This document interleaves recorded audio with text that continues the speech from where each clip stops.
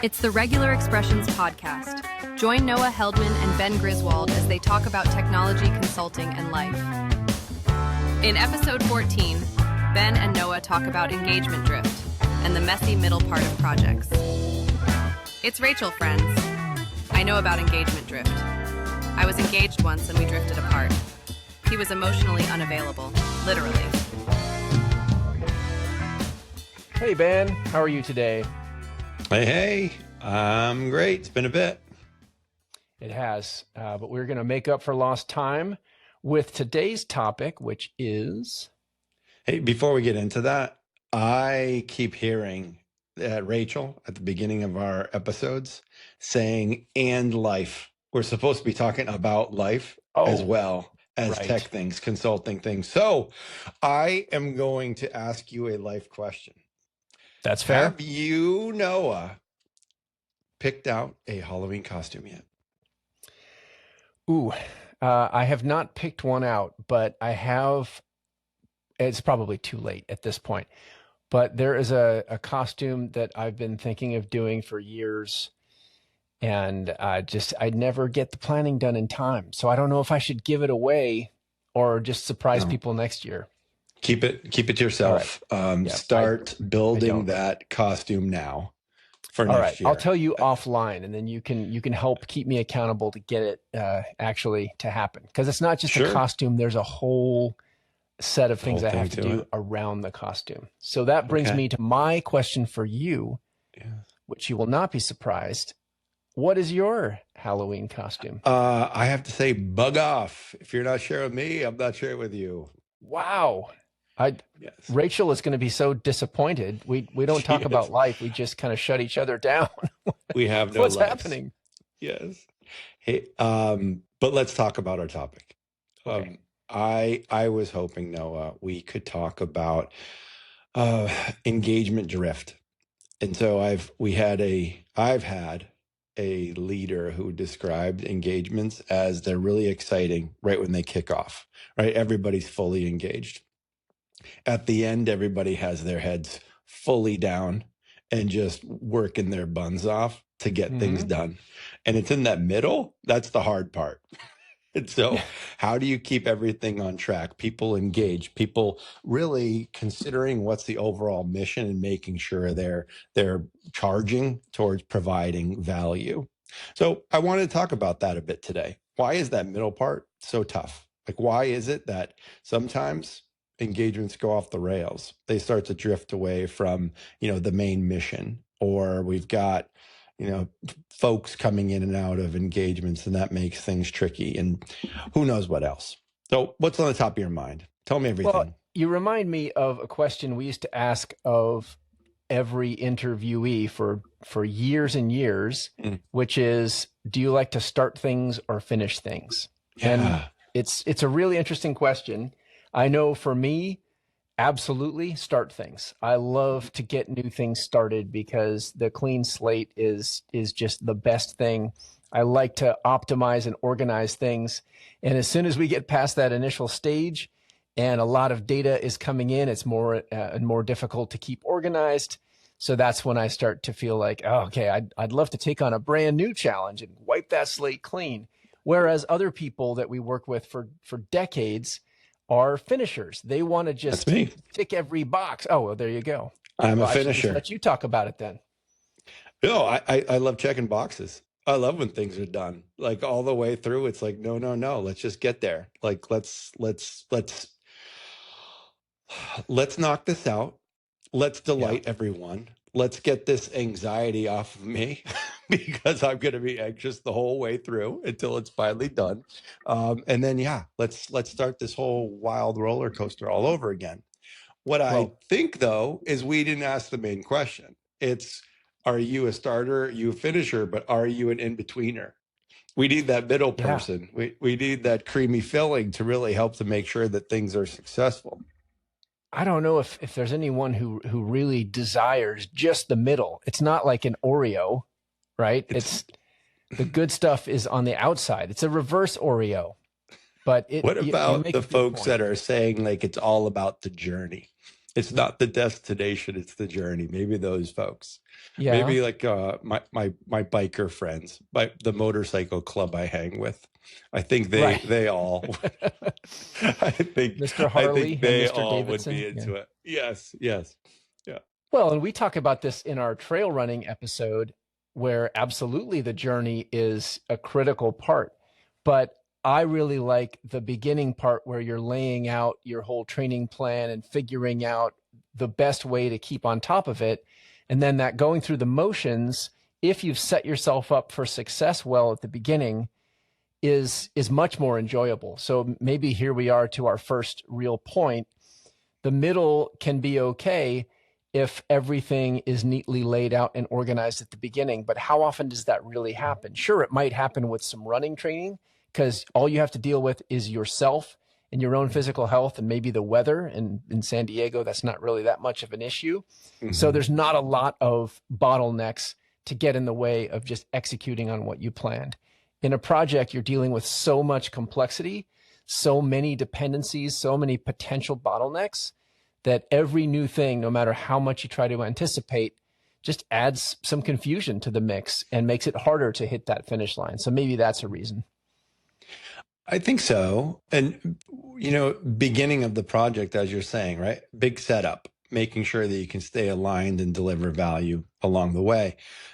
That's where I think it's critical, and we miss this sometimes. It's really identifying, like, what is the impact that we're trying to offer up at the end? What is our mission? What are our guiding principles as we continue to, solution and deliver? I'm not sure we always set our engagements up that way. So when we do maybe get to the middle of things and it starts to be drifting in the wrong direction or a different direction, we can kind of come back and say, hey, everybody, this is what we're set out to do in this engagement. This is what we've all agreed to. Now, we can shift, but we all have to come to agreement that that's the right thing to do in this case. So the setup, like you said, make sure that everything's set up nicely right from the start, really helps out with that middle and end. I also think just this idea of being able to reset is really important, because it's kind of an inevitability that complexity will increase, and that means some sort of drift will happen. So as consultants, I think it's our job to identify it as quickly as possible, communicate it, because even that just doesn't happen. People kind of get into their own little drift areas, and they're kind of floating off into the middle of nowhere. Sure. And no one's reaching out. They might not be reaching out proactively because they're fine to just be off in their own space and not bothered. Like, there's all kinds of human instincts that kick in there. But yeah, it really is our job to help see what might be drifting and call it out and make a decision. And sometimes that drift is going to be accepted by everyone involved. And sometimes it means we really do have to hit the reset button in some areas. Yeah, totally. And we've got a lot of those. We've got a number of those checkpoints in place where you do get the feedback and you're able to recognize, are you going off course or not? It's just perhaps a lot of those checkpoints are very granular, right? They look at, what did you do this last week? How can we improve over the last sprint? What did we do in this last program increment, right? It isn't, where did we start and where are we right now, right? It isn't an, are we on the right path to get where we need to go? So that big picture kind of view, like the portfolio view, if you will, I think is where we might not take that wide angle lens, rather where we're pretty myopic a lot when we're going into, our overall engagement kind of in the middle of the road. There's another part of it. I mentioned people earlier on, and that we tend to have on longer engagements, people cycling in and out of our engagements, the roll on, roll off, which is one of my favorite terms from a giant consulting firm that I once worked with, and all of the process that's baked around that, and managing this. So that's tricky, right? When you get somebody new coming in, to be able to bring them up to the speed in which everyone else on the team is at, like developing that trust, but also some of the institutional knowledge or the engagement knowledge, or just making sure that they really know why we're here. What is it that we're tasked to do? Which most people right from the get-go, they get that overview. They understand what everyone's rallying around. But to bring in somebody new, that's pretty hard. It does throw a wrench in things, and that persistent team concept, that continuity is truly undervalued in the consulting teams I've worked on. It's really interesting in projects where I feel like the documentation has been exceptional, where there was truly a focus from the beginning on clearly laid out, detailed documentation. There's a potential backfire there, which is just being overwhelmed with information. And you would want to tell someone, all you have to do is just go to the README document, start at the beginning. It'll link you to every single document you need based on whoever you are. Just read it all and make sure you internalize and understand it. And then let's talk. And people don't really operate that way. We need to find ways to communicate what is relevant at the moment. And anyone new at a high level of an organization needs time to just sit back and listen and absorb and understand the environment before they're ready to take on all of the cruft of however long a project has been running and make key decisions to move it forward. So absolutely, that drift is maybe the most impactful I've seen in the projects I've been on. Yeah. I think it's those getting started guides that you can offer folks when they're onboarding. I think those are just so beneficial because at least it's something you can control, right? It's in order to get the environment up, in order to recognize who are your stakeholders, who it is that you need to engage with on your project, understanding where to find documentation, as you just mentioned. That really allows one to kind of leapfrog onto the project and at least get them to that baseline. Okay, here I am. I'm grounded. I'm part of the team. And now what do I really need to know? I do think that documentation can help out with that. But I find that documentation just gets stale pretty quickly, especially when you get towards that middle of the project. So perhaps right at the beginning of things, you're like, okay, this is the key documentation that we need to continue to maintain for the sake of folks that aren't with us yet. Right. So maybe there needs to be an agreement. And up front, some of those things documented are those guiding principles, right? This is our mission statement. This is where we're headed. Like this is ultimately like our goal. Maybe those are really pristine. So you can have the folks that are just coming on board read through that. At least they have a direction that they can head and a purpose too. Well, and in a team where there's a lot of different developers working on a code base, maybe it's a fairly large mono repo. If you have the right tools in place, they've already probably got a really solid pipeline. So CI/CD is in place. There's checkpoints. There's a ton of automation. You're checking in multiple times a day. Your test suite is running. All kinds of triggers are being fired. Now we have incredible capability with AI to help keep tests updated and to help keep documentation updated. So there's less of an excuse to just not do your tests, not do your documentation. And there's less of a reason for those docs and tests to get stale because AI can inspect the code base. You can set up hooks for it to update key documentation, and then you can have it automatically review the PR for the documentation that was just generated and compare that to the code base. There's some amazing things you can do, but the risk is now it's just AI creating the tests and the docs, AI reviewing the tests and the docs, and then we're going to depend on AI to read it and be our coders as well. So we got to be careful. We got to keep the humans in there. Yeah, as long as AI is reading the onboarding docs before they start engaging, I think we'll be okay. That's right. But you have a really great point, right? Set up that structure, set up some of the automation, set up your overall SDLC so that it is something that somebody can jump into the mix midstream and contribute. It's like, okay, here's your first check-in, right? Like, okay, day one, here's your first check-in. And then watch how that moves through the cycle, and eventually you break prod. Yep. Well, this podcast is about drift, and I feel we've already had a little bit of drift in our conversation, which is totally fine. But I want to ask, have you ever experienced scope drift or scope creep, as we sometimes like to call it, ever in your career? Just wondering. I'd say never.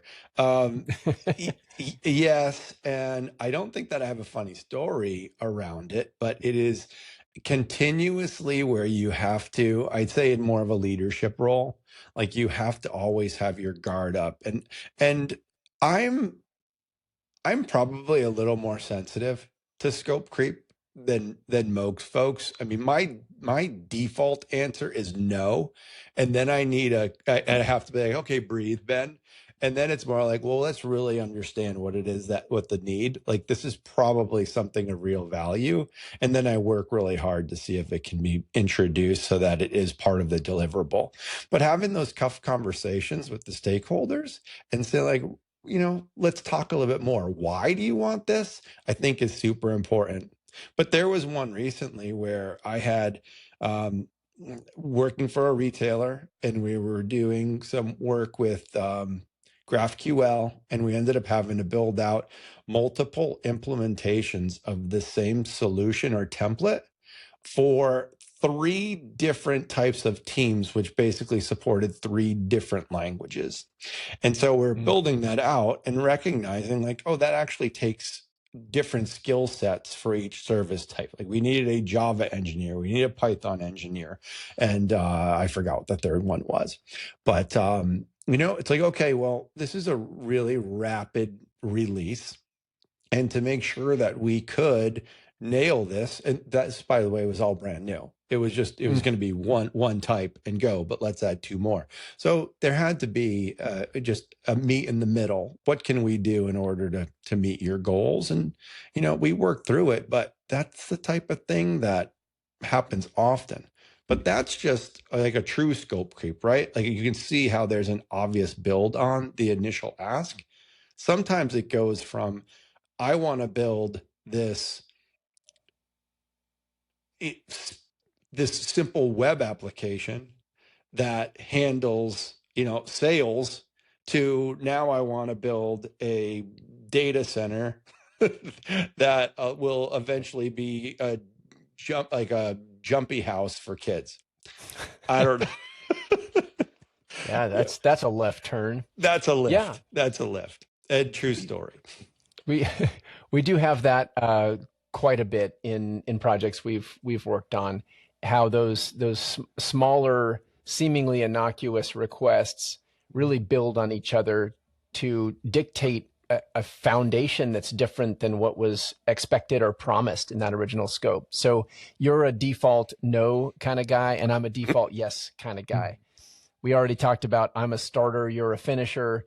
We actually end up being fantastic partners for each other because of those 2 things and many others where we just complement each other really well. And we get along exceptionally well for people who approach this job quite differently. So I think that's a testament to what we're able to bring, because we'll call each other on our approach. If I'm not being careful enough to get things all ticked and tied, you'll be there to correct me.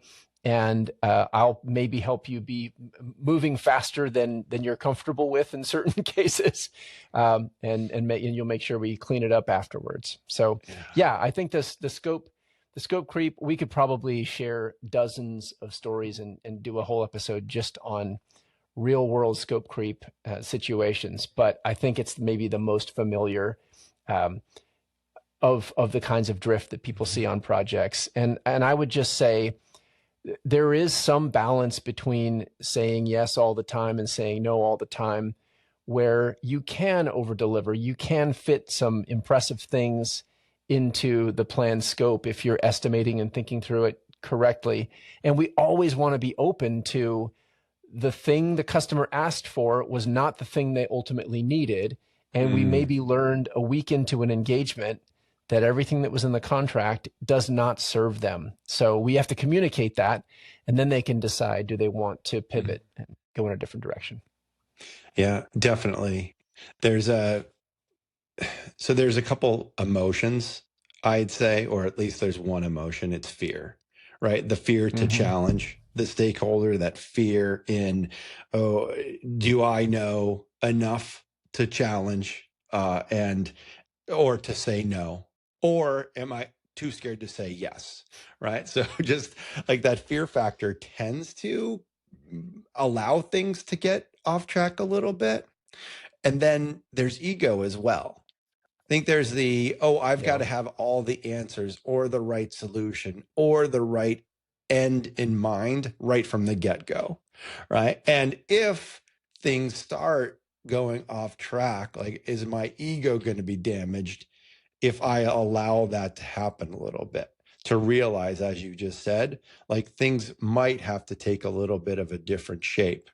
And so just allowing for those conversations to stay curious is it's a vital part of what we do as consultants. And it's kind of the knowing you can say yes, knowing you're capable of saying no, but more importantly, just being really thoughtful and curious so that you can help your customer make the right decisions. Well, you called out ego and fear, but I would also add just this concept of poor framing. Like the thing was Mm-hmm. not set up with proper definitions from the beginning so that people knew what the vision was, what the value was, what success looked like. So you could ask for something very generic, and two different interpretations means what the customer wanted or thought they were going to get and what the consultant helped build just didn't match at all. And you just fix that with communication. Mm-hmm. What about some other ways to fix some of these root causes of drift? Yeah. I think that there's one bit that we haven't talked about, that is just the overall morale or the mindset of those folks working with you. Like, it's a heightened sense of wanting to deliver something right from the get-go, right? And I mentioned the heads down at the very end, but it's a bit of a lull in the middle. And you hear a lot of times like, oh man, I've been on this engagement for 3 or 6 or 9 months. And how do you keep that momentum going? How do you ensure that everybody continues to focus on that end goal? And I think there's a matter of continuing to look at where it is we want to go, recognize some of those wins along the way, and make sure that everyone still is on board with the overall purpose. So it's that feedback that you're looking for in drift. It's that, is everybody still feeling good about things? Are they still on track? And making sure that you can just kind of keep circling back. So that's with things like retrospectives that you might be able to do. Maybe it's the one-on-ones with team members. Maybe it's the celebrations that you can have at end of sprints or at big releases. I think along the way that really helps you with that feedback cycle to make sure that those key things that kind of bring drift into play, like people dropping off of engagements, or even being there but kind of silently dropping off. You don't have the same I don't know, output as you might have hoped for folks. So that's it. I think it's just a lot of constant checkpoints and feedback loops. Yeah, so I guess if I try to summarize that, we're talking about the different kinds of drifts that can happen. We're saying it's inevitable. Every engagement will experience one or more kinds of drifts if it's beyond, a week or so in project length. And the key is, do you notice it and do you react to it and take action on the early side? So a good consultant is going to recognize, yep, the drift happens. How will we deal with it? We're going to take it as feedback that helps us redefine what our vision is, what our success looks like, and make sure it's all communicated throughout. So, sounds so Yeah. easy. It sounds so easy. Well, it takes some courage. It takes some confidence, takes some vulnerability. It takes all of these things in order to recognize we're off course and determine how do you take action. Whether it's like, okay, this off course is all right, or no, we've got to get back on the road. This was a great combo. I'm sure you went in thinking it was going to be amazing, and I came in thinking this is going to be awful. But I think we met somewhere in the middle, Noah. Yes, we represented the topic. We drifted a little bit. We recognized it. We brought ourselves back. And I think with me being the starter and you being the finisher, I'm just going to give it to you to close us out. Yeah. Oh, thank you. Thank you, everyone, for listening. This has been a wonderful 24 minutes and 59 seconds. So thanks all. Catch you on the next one.